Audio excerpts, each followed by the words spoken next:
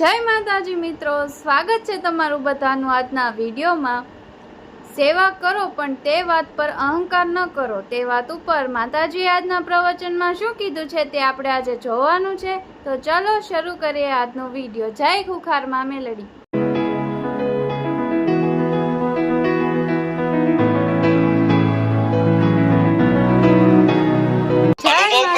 પેલા તો કોઈ નહીં છૂટે, પેલા કોઈ નહીં થાય કે ના હારું આટલું તો કરીએ છીએ, આટલું તો કરીએ છીએ, આટલું તો કરીએ। અરે જેટલું કરો એટલું ઓછું લાગવું જોઈએ કે હું કશું જ નહીં કરતો। આજ મારા દીકરાને તમે પૂછો ને કે તમે બહુ સેવા કરો, મારો દીકરો કે 1% નહીં, મારે જે કરવી છે હજુ તો થઈ જ નહીં। જગત એવું કહે છે કે બધી બહુ સેવા થાય છે।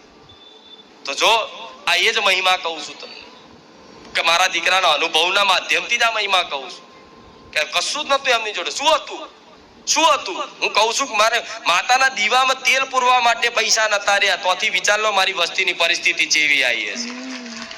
આજ આખા ગામમાં જ્યાં જ્યાં કદાચ નોંધારા પરિવાર રહેશે ને, જેને કદાચ આગળ પાછળ કોઈ નહીં, કોઈ વૃદ્ધ વડીલ રહેશે અને જે વિકલાંગ છે, જેના આગળ પાછળ મતલબ કોઈ જ નથી, એને ખવડાવવા વાળું, દવા કરવા વાળું, પૂછવા વાળું કોઈ જ નથી, એવા સુધી તે મારા તેલના ડબ્બા ને અનાજની કીટો પહોંચાડું છું। એ મેલડી છું, હું કઈ નહીં બતાવતી। દર મહિને જાય છે।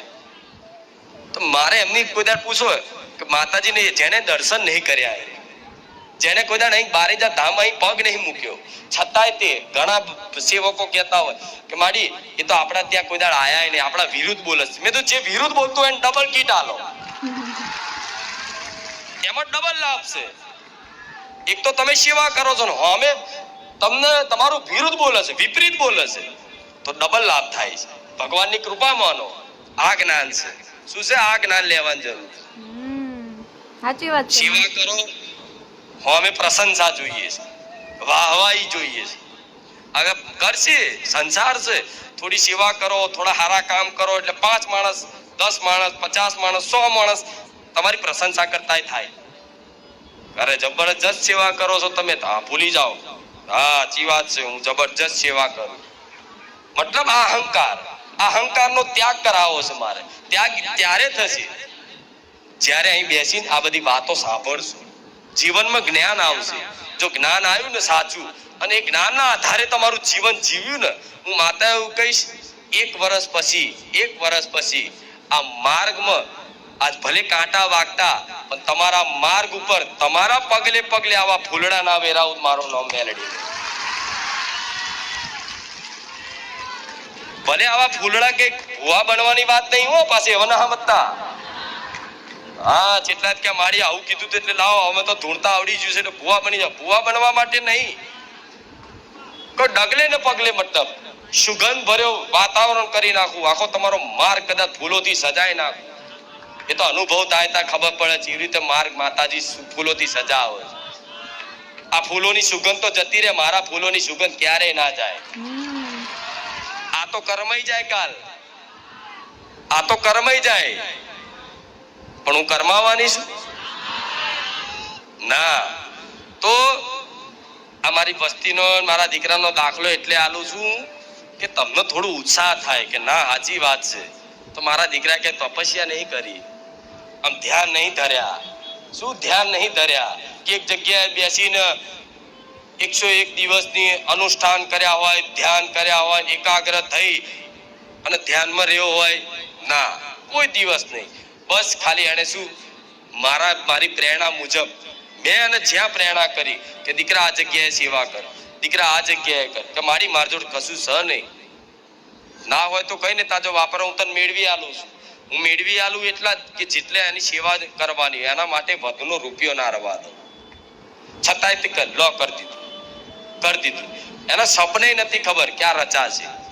આજે હું માતા એવું કહું છું કે આજુ આટલા લાખો લોકોની પ્રસાદી થાય છે ને, હું કઈ નહીં બતાવતી, હું તમને ખવડાવીને ઉપકારાય નહીં કરતી, એ કહું છું। હું તમને ખવડાવીને ઉપકારાય નહીં કરતી કે હું ખવડાવું છું ભાઈ બધા, ના, ઉપકાર નહીં કરતી, કેમ કે મારી પ્રસાદી આપવી એ મારી ફરજ બને છે। મારા દીકરાઓ પ્રસાદી હોશે લેશે, તમે કોઈ ખાવા નહીં આવતા। પણ થાય છે ને લાખો માણસ, સવારથી લઈને રાત સુધી થાય છે ને. શનિવાર રાત્રે બને બને ને, આડા દિવસ આવો નહીં, કદાચ આવો ને ઊંઘવાનું હોય ને, ઊંઘવાની વ્યવસ્થા જો કે સજ નહીં, પણ કોક દૂરથી આવી ગયું હોય તો અહીં રોકાય ને તો એના માટે તે ભોજન આવે, આડા દિવસે આવે. તો આટલું બધું ખવડાવવા છતાંય માતા એવું કહીશ, મારો ભગવાન ભર્યો ભંડાર રાખે છે. અનાજ છે ને અનાજ થપ્પા વાગે, ચોથી આવે છે ભગવાન જોડે.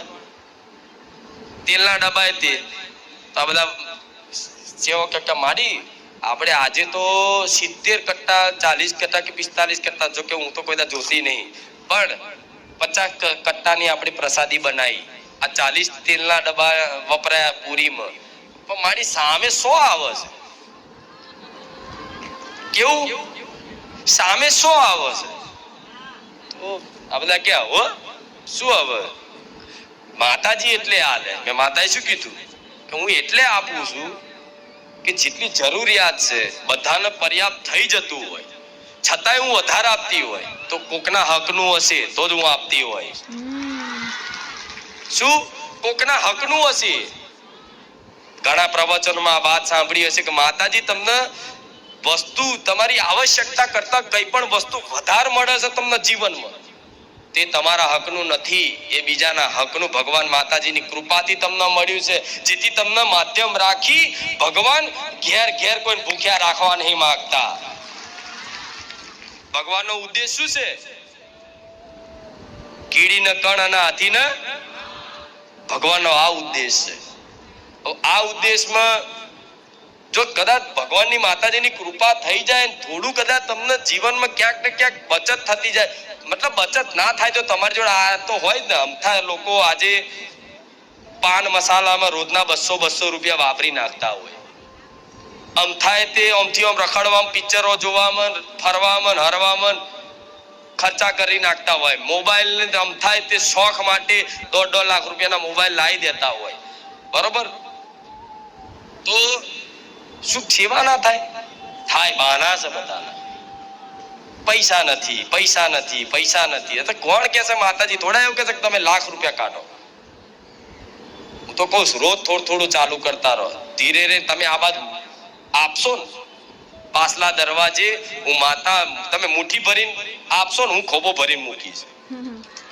અનુભવ કરો, હું એવું કહું છું, અનુભવ માટે કરો, ચેક કરવા કરો કે આ ખુખાર મેરડી બોલે છે સાચું છે ખોટું છે, ચેક કરવા માટે કરો. હું ગેરંટી આલું છું, ગેરંટી. જો તમારા ઘેર કોઈ દાડ અન્નનો દોડો ફૂટવા દો તો ગોળા ખુખાર મેરડી મટી જાય.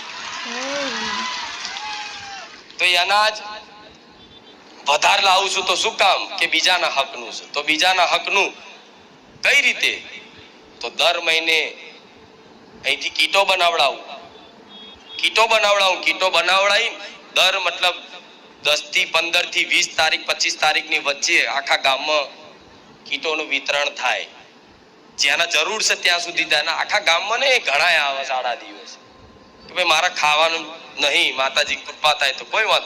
પણ અમારા સેવકો ખાલી એ જ ચેક કરે કે ખરેખરમાં આને જરૂરિયાત છે કે પછી ઉલ્લુ બનાવો થાય ને. ઘણા એવા હોય એનો દુરુપયોગ કઈ કરવા વાળા હોય, પણ દુરુપયોગ હું માતા થવા દેતી નથી. અને કદાચ થઈ જાય ને એક વખત થઈ જાય, કદાચ એમનાથી ભૂલ થઈ જાય, કોકને આપી દે, કોક વેચી મારે, પણ મને માતાને પ્રાર્થના કરે તો એવા જ વ્યક્તિને લાવું કે જેને ખરેખરમાં જરૂર હોય. હવે તમને આ બધી વાતો હું કઈ નહીં બતાવતી, પણ હું તમને શીખવાડું છું. કઈક ગામમાં કોઈનું લગ્ન હોય, કોઈ દીકરીને મતલબ જરૂરિયાત હોય તો મારા ધામ તરફથી હું મતલબ અનાજ મોકલાવું છું કે લો 500 માણસની હોય ને તો તમારો પ્રસંગ કરો, જાઓ, હું ખુખાર મેરડી બેઠી. થાય કે નહીં આવું? તો તમારા ગામમાં આવા હોય છે કે જેને ખરેખરમાં જરૂર છે. તો પહેલા તમારા ગામમાં જુઓ, નજર મારો, તમારા આસપાસ વિસ્તારમાં મારો, ગામમાં નહીં વિસ્તારમાં મારો, તમારા સોસાયટીમાં મારો નજર કે કોઈ આવો વ્યક્તિ કે જેને ખરેખરમાં 2 ટાઈમનું હરખું ખાવાય નહીં મળતું. કોઈ એવા વ્યક્તિ કે જેને બીમાર છે, એને કોઈ દવા કરવા વાળું નથી. અરે એ વ્યક્તિનો સ્વભાવ ગમે તેવો હોય, એ દુષ્ટ હોય, રાક્ષસ જેવો હોય, માંસ મટન ખાતો હોય, બધું જ, પણ જેને ભૂખ લાગી હોય એને ખવડાવવા માટે કોઈ ધર્મ જાતિ કશું જોવામાં આવતું નથી. એ બીમાર છે તો ભલે એના ગમે તેવા ખરાબ કર્મો રહ્યા, અમુક લોકો કે એના કર્મે પીડાય છે, શું કે એના કર્મે પીડાય છે, તો ભલે એના ખરાબ કર્મો કર્યા હોય છતાં એની પર દયા થઈ અને ભગવાનની સેવા માની અને એને એક વખત દવાખાને લઈ જઈને દવા તો લઈ આવજો. ક્યારે મારો ભગવાન તમને કોઈ કોરી ઇન્જેક્શન નહીં લેવા દે. હા માં.